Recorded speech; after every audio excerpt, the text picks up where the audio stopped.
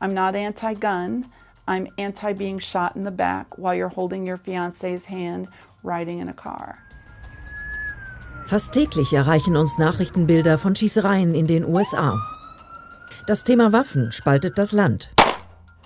Wir haben mit Waffenbefürwortern und Gegnern gesprochen. Mit Menschen wie Jennifer Longdon.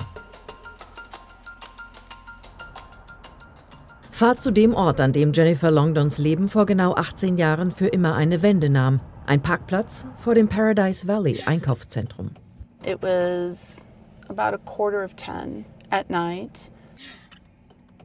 We turned in right up here. And so we went to pull into this driveway right ahead. We were sideswiped by another truck. The driver got out and fired 3 shots. And then the bullets started, and my fiance at the time said, "Get down." And there were 2 more shots. And one of those had to be the bullet that went through his wrist. You know, he had his hand up, and that must have been the one that went through his wrist and into his brain, because he slumped over the steering wheel. There was 1 more bullet fired, and that's the one that hit me in the back, right over here under my ribs. It felt like I'd been hit by a bolt of lightning. Hello, this is 911. I've been shot. Where are you shot on your body? I don't know. I cannot move. And I told that person that my fiance was dead and that I was dying. And please tell my son I love him. Seit jenem 15. November 2004 ist Jennifer Longdon querschnittsgelähmt. Ihr damaliger Verlobter David überlebte zwar, doch er erlitt einen massiven Hirnschaden und lebt heute betreut in einem Heim. Jennifer blieb allein mit ihrem damals 12-jährigen Sohn. The night of my shooting, my condition was grave. I nearly bled to death. I coded, so my heart stopped from a lack of blood and had to be restarted. My lungs were so damaged that I was drowning in my own blood. Fotos von ihrem Leben vor der Schießerei hat sie vernichtet, erzählt sie uns. Es war zu schwer, sie anzusehen. Der Weg zurück ins Leben ist für sie ein einziger anhaltender Kraftakt. Yeah, it's been a really tough grind to get back to where I am. Physical therapy, bankruptcy, something that doesn't happen in other nations. I was responsible for the $5 million in medical debt that I accumulated over the first 5 years of my injury. It was possible at that point in time, and I was disenrolled from my insurance, which left me with nothing. You can. Im vergangenen Jahr allein wurden mehr als 40.000 Menschen in den USA bei Schießereien verletzt und geschädigt. Wie Jennifer Longdon hat jeder eine individuelle Geschichte zu erzählen. Und die Statistik über diejenigen, die nicht überlebt haben, ist alarmierend. Denn die Anzahl der Todesfälle durch Schusswaffen ist in den vergangenen Jahren stetig gestiegen. In 2020 wurden in den ganzen USA mehr als 45.000 Fälle registriert. Im Vorjahr waren es noch 14% weniger. Im Jahr 2015 gab es 25% und im Jahr 2010 sogar 43% weniger Fälle. Allein im Bundesstaat Arizona wird jeden Tag mehr als ein Mensch durch Schusswaffen getötet. Die Zahlen der vergangenen Jahre blieben konstant hoch. Woran liegt das? Vielleicht, weil es so einfach ist, sich eine Schusswaffe zu besorgen? Wer eine Waffe haben will, wird hier fündig. MMP Guns ist laut Eigenwerbung einer der größten Waffenläden in ganz Arizona. Hier herrscht auch am Sonntag lebhafter Betrieb. Geschäftsführer Byron Vaughn zeigt uns seine Bestseller. This is a Daniel Defense AR-15. This is more definite sport shooting home defense rifle. These are AK-47s. They're made by a company called Imperial Arms. They're made by a company here in Phoenix. What's this here? That's a flamethrower. They're just they're a fun novelty item. I think it's important to recognize that everything is okay in responsible hands. Wir wollen wissen, wie Händler wie Byron herausfinden, welcher Käufer tatsächlich verantwortungsvoll ist. Was ist nötig für den Erwerb eines halbautomatischen Sturmgewehrs? Explain to me now. I want to buy this kind of type of gun. So what do I have to do? Als Ausländerin dürfte ich von Byron keine Waffe kaufen, aber für alle über 18-jährigen Amerikaner gilt, Ausweis zeigen, Formular ausfüllen. Denn es braucht einen Background-Check, eine Unbedenklichkeitsprüfung. And then questions on regarding their background. Are you the actual transferee buyer? So you know that I'm not buying it For someone else who can't for pass a someone who's background check. crazy? Right. But you would know by looking at me if my mental health is okay or... Of course, anybody can hide anything. We try our best to get a feel for a person when we're talking with them. We just through small talk. It's nothing like specific roster of questions that we ask. So has it happened that you get a strange feeling and say, no, I'm not going to... I turn away a minimum of 5 sales a day. Jeder Antrag geht zum FBI zur Verarbeitung. Wenn es von der Behörde binnen 3 Werktagen keine Ablehnung gibt, geht die Ware über den Tisch. And has it ever happened that the FBI then comes a few days later because they have so much to do? It absolutely has. It has happened where we hear from them 4 or 5 days down the road, a month down the road. You know? And what if it's a denial then in that case? If it's a denial in that case, we would contact the customer to let them know. ATF will then do local law enforcement to get the weapon back from the customer. Die Anträge müssen nach der Überprüfung vom Händler gelagert werden für regelmäßige Inspektionen. Byron Vaughn zeigt uns sein Archiv im Lagerraum. We get about 55,000 records in here right now. Everything inside the boxes is done by month, chronologically and alphabetically filed in here. That's what the ATF requires. And you have to keep them here for how long? Life of the business. They come in and they go 1 calendar year back and they look at every single solitary form. Bald ist dieses Lager allerdings Geschichte. Demnächst werden die Anträge digitalisiert, die Datensätze sind dann in der Cloud. Hier in Arizona gilt das sogenannte Constitutional Carry Gesetz.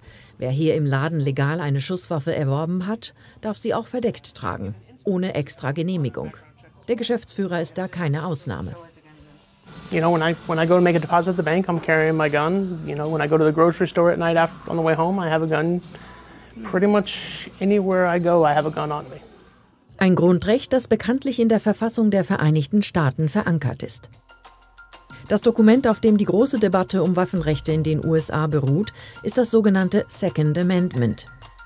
Da eine wohlgeordnete Miliz für die Sicherheit eines freien Staates notwendig ist, darf das Recht des Volkes, Waffen zu besitzen und zu tragen, nicht verletzt werden. Trotz seiner Kürze bietet der zweite Zusatzartikel immer noch Raum für juristische und politische Interpretation.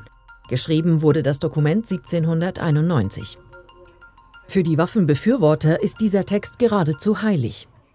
Hey everybody, welcome to another episode of Gun Freedom Radio, where we engage, we educate and we inform.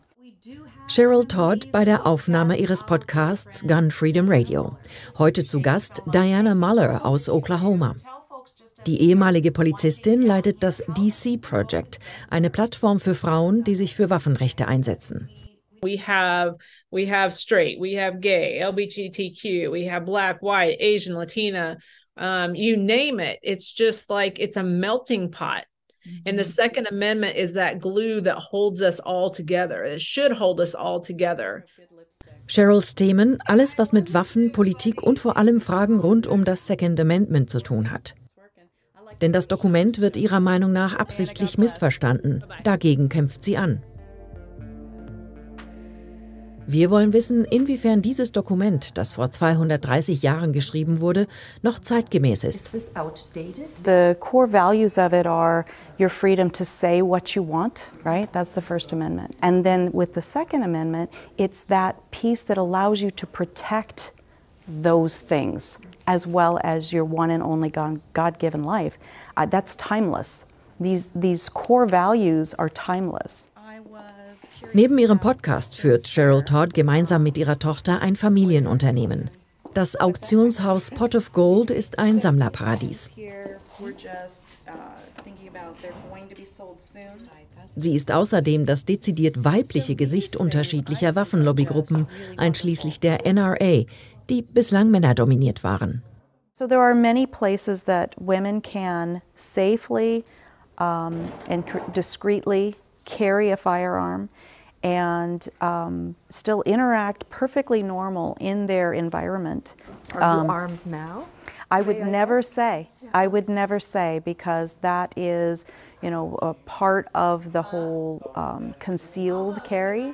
A predator might see easy prey. I'm a woman of a certain age, right? I'm in high heels. I'm not, tactically ready to go running away.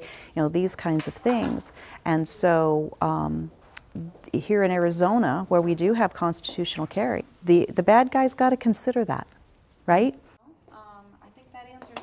Die Mutter und Großmutter zieht es vor, Waffen als Werkzeuge zu bezeichnen, so wie es früher im Wilden Westen üblich war. How big of a problem would you say is gun violence today here? So even that phrase that you've used is not a phrase that I feel paints an accurate picture. So if there is violence, is it more or less harmful than, if it's done with this particular kind of tool or this ideology or so on and so forth. And so what I would say to you is that it is well documented that at least 2.5 million times every single year, lives are saved because of people who are responsibly armed. And those, for whatever reason, seem to not be part of the discussion as often as they should be. Klar ist, die Rettung eines Menschenlebens lässt sich schwerer belegen als eine Tötung. Zahlen zu sogenannten Defensive Gun Uses variieren stark. Schätzungen liegen zwischen 100.000 bis mehr als 3 Millionen Mal, in denen Amerikaner jährlich eine Waffe zu Selbstverteidigungszwecken nutzen.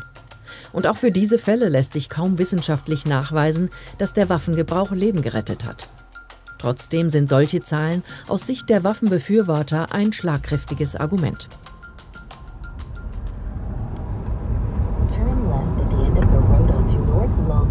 Wir fahren zur Ben Avery Shooting Range, einer der größten öffentlichen Schießstände in den USA. Dort erwartet uns schon David Laird.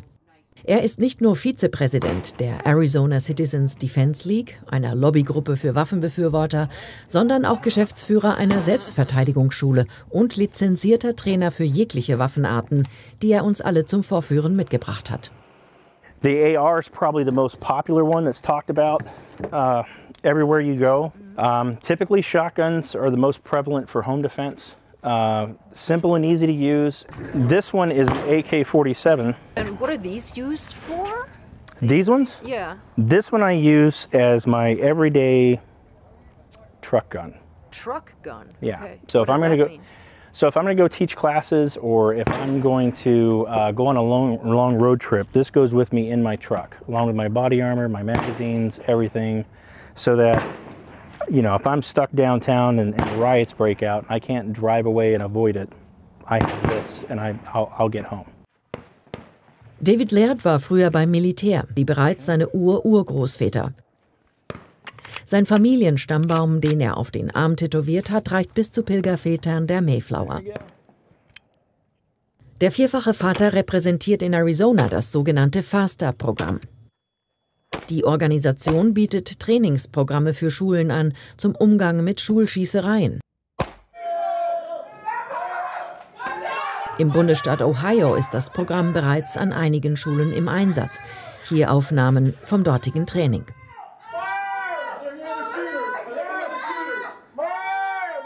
I would rather see a teacher who knows how to use a firearm learn how to use it as well as me, so that he is an asset to protecting the kids and himself or in the school, versus being a liability. Mit dem FASTA-Programm soll so etwas wie eine standardisierte Zertifizierung für Schulen angeboten werden. Kostenpunkt für einen 3-tägigen Basiskurs, der auch eine Ersthelferausbildung beinhaltet, etwa $1.500. Im Bundesstaat Arizona bietet die Arizona Citizens Defense League Zuschüsse und Stipendien für den Kurs an. I would have faculty and staff come here and we would train them. I wouldn't have children or schools. We have to be very careful about how we train the kids. They need to practice doing something different every single time. Rather than always going out the same door in a fire drill, break it up and go through a different door. Rather than always locking down in one part, they should try and lock down in a different part. This way it keeps all the kids guessing. And so no one can learn the behavior. If we invest as much into the active killer threat response that we have in the fire retardant systems, we wouldn't have a lot of these issues. Do you have some kind of proof that this has been working? Well, we can see similar programs both in churches and in schools that have already been successful. The majority of active shooters, if that's what you call them, they're active killers. The majority of active killers look for soft targets, things that are easy. They don't want to be caught. They want to have a high body count, and they switch and change tactics. And so based on that, they're always attacking places where guns are not allowed. Places that are heavily armed, they won't go to. That's my theory. The lack of armed, responsible gun owners there to stop them is what is causing a rise in violence. All right, you guys have your hearing protection on, correct? Yes. Okay.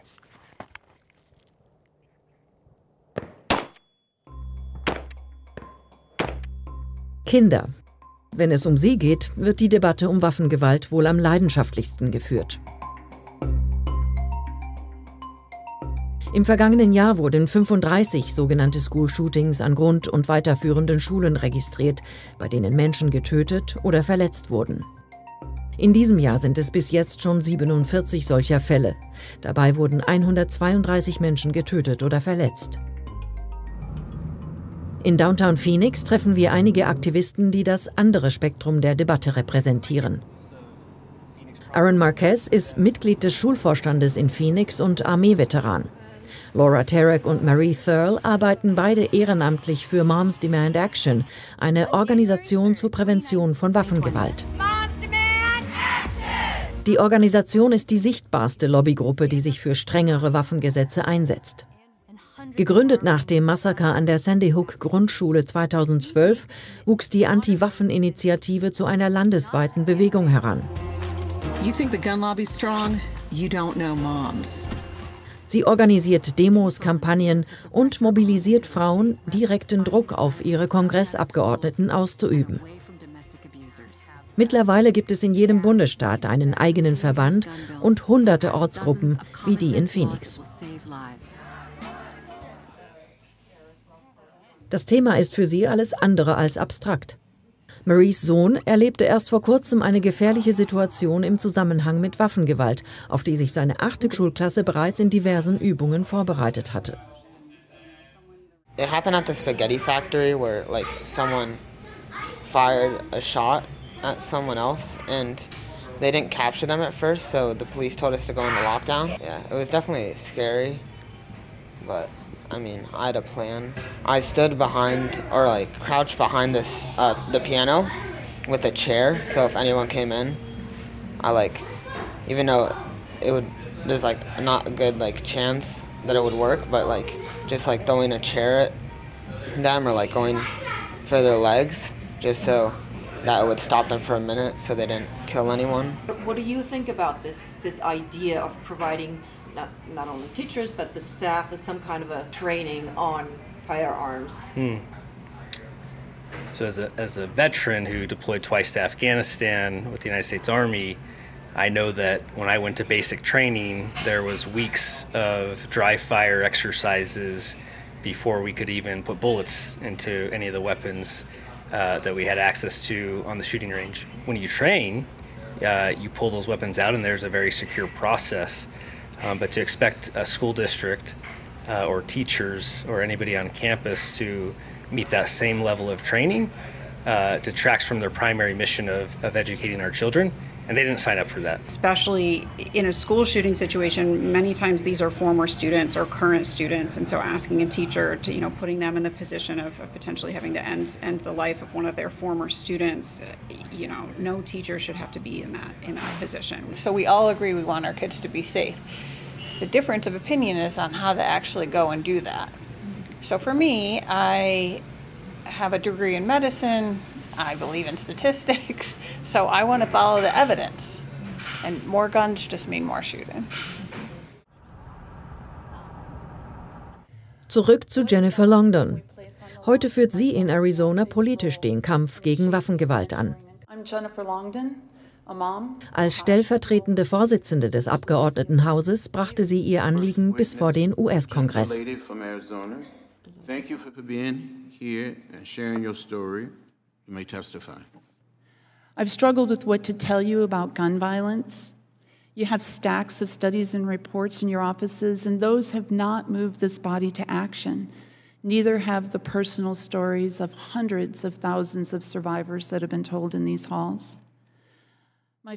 Jennifer Longdon gibt die Hoffnung nicht auf, trotz politischem Widerstandes in ihrem eigenen Bundesstaat eine Veränderung zu erreichen. Not only will I introduce the pieces of legislation I've been introducing up until now, but I'll be adding to that portfolio.